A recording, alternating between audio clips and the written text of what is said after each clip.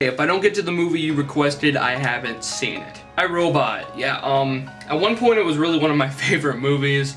Around the time it first came out, I was probably like in 4th grade or so.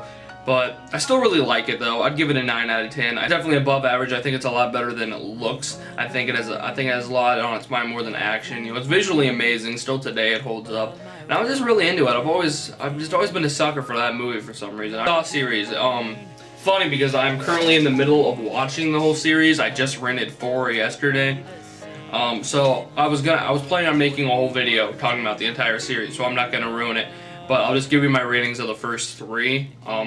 First one 9, second one 6, third one 7. Spirited Away. Alright, that is an awesome film. 9 out of 10. I'm meaning to see the other Miyazaki films, but that film's really haunting and very creative. And his new film, Ponyo or whatever, is coming out. Reservoir Dogs, one of my favorite movies. 10 out of 10. Most definitely a very unique, incredibly engrossing movie. Boondock Saints. This is ridiculous cult classics. I hated it. I absolutely hated it. I'd give it a 3 out of 10. I'm sorry, I just thought it was horrible. I just didn't think it made much sense. It kind of took place in this weird world where anything was possible, and the characters were very thin, and I thought it was very stupid. Disturbia, yeah, another movie that I'm a sucker for.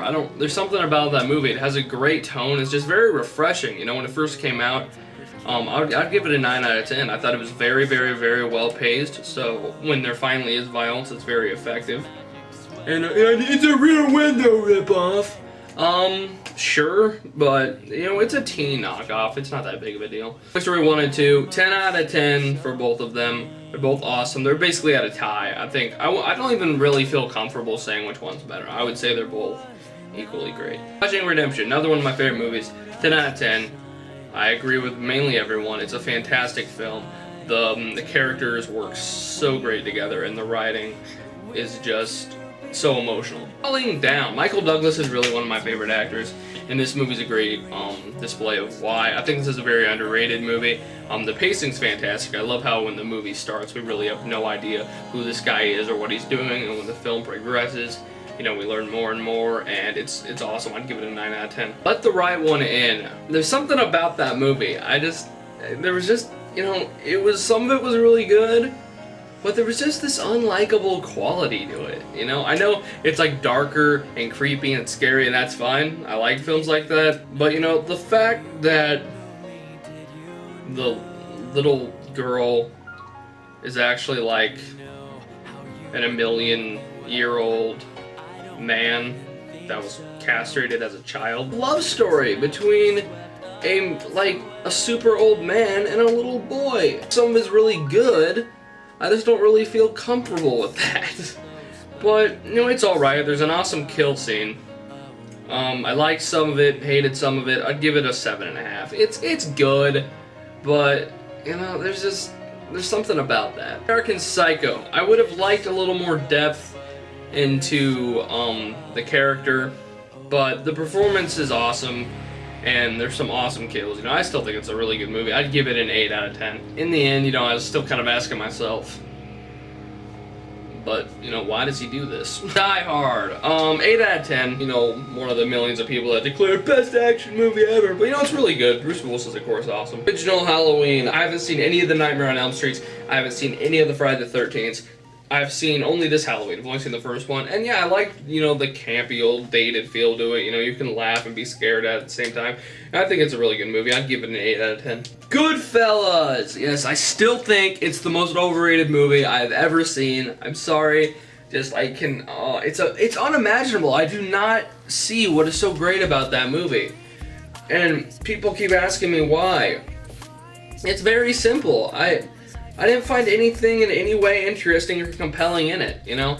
Just, it really goes from, you know, most of Scorsese's, at least most of his earlier films, you know, they didn't have a center conflict. They're basically just biopics, and that's fine. One of my favorite films of his is Casino, and that's just like that. But this movie, there was really nothing for me to hold on to. It just went from one conflict to another conflict to another conflict, went all over the place, and there was just nothing for me to care about, you know? Some of it was pretty good, but this is really overrated to me. I'd give it a 5 out of 10. Godfather, one of my favorite movies, of course, 10 out of 10. Awesome. Awesome!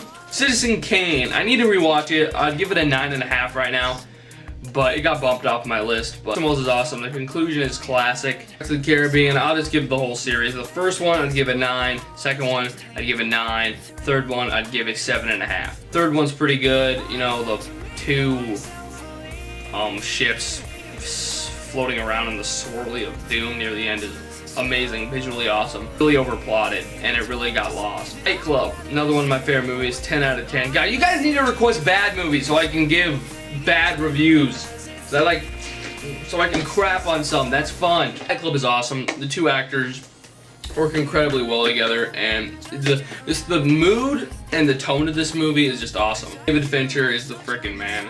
He's probably my favorite director. Twilight. Watch my review, because I gave like the longest review I've ever given. But, you know, it went down. I'd give it a 4.5 because I had to watch it again. 4 or 4.5. You know, it's terrible. It's really not very good at all. Its mood is all over the place. It's like these little stages of them not having anything to do with each other for like an hour, then all of a sudden they're in love, and then it becomes an action movie. It's just a bad movie. You know, I wish it would just go away. All these emo chicks praising it like Jesus. It's not good. Transformers, give it a 7 out of 10. It's good, it's better than the sequel.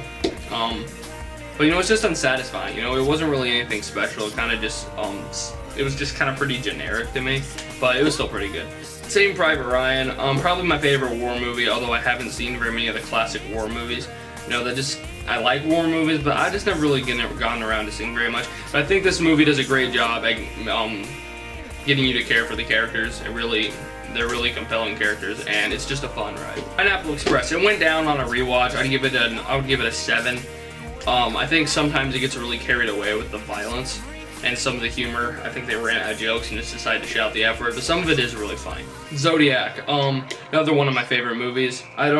My favorite Fincher movies. I don't know, this is probably my second favorite after 7, because on rewatching Benjamin Button, I didn't like it as much.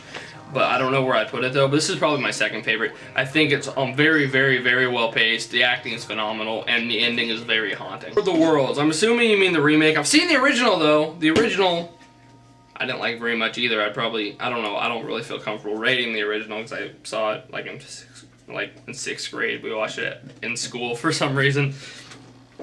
But the remake was okay. It was just okay. I'd give it a 6.5. It's probably one of Steven Spielberg's weaker movies. You know, it was just average. You know, it didn't really do anything special. It kind of just went through the cliched motions, but it was fine. There was just nothing really special about it. I was expecting better. No Country for Old Men, 10 out of 10. My favorite Coen Brothers movie. Very unique film, a great morality tale. Villain that will go down in cinema history. Phenomenal character. Juno, 9 out of 10. Great movie, hilarious comedy. Just has a very great feel-good tone to it. I love how people hate on it because it doesn't capture real teen pregnancy. Because if you get pregnant as a teenager, you don't have the happy ending. This movie's unrealistic. Well, yeah, there's blame the movie for that. 2001: A Space Odyssey. Another overrated movie. So, I'd give it a 6 out of 10. Visually, it's like the most visually stunning movie ever made. But watching it, it's like playing Pong against yourself. I know people always go, well, you just don't get the beauty of it. Well, okay. Seriously, that movie could have been 2 minutes long. Why was ever, like, I get the beauty of it. It looks wonderful, but why was every single scene stretched to like 10 minutes too long? You know, I plan on eventually rewatching it, but, you know, I just didn't buy into it, you know, I'm just not a fan of that one. Gladiator, I'm surprised this movie won Best Picture. I don't think it's that good. I think it's pretty good. I'd give it a 7 out of 10. It's alright, but I think some scenes really just trail off into I don't give a crap territory, and it just kind of lacks emotion, you know, I just don't really feel that emotional punch. Matchstick Men, very underrated movie. I'd give that a 9.5, really close to a 10. I think the twist ending is fantastic. The acting is great. This is back when Nicolas Cage made good movies and read the script before he agreed to make crap. I don't know what's gone wrong with this guy, but that is a great movie. After reading, 8 out of 10. One of the I don't like it as much as Big Lebowski as far as Coen Brothers comedies go. I probably like it more than Raising Arizona. I thought that movie was kind of stupid. I thought the characters are very funny. You know, it's not in any way realistic, but I thought the plot was really ambitious and it was really funny at times. Not in any way a cliche film. Fargo, another Coen Brothers movie. I don't like this one as much. You know, it's pretty good. I'd give it a 7 out of 10. I think they really overdid the Minnesota accents. Like, hello! It kind of got annoying, but that's not that big of a deal. It's that some questions were kind of unanswered and some scenes were really unnecessary.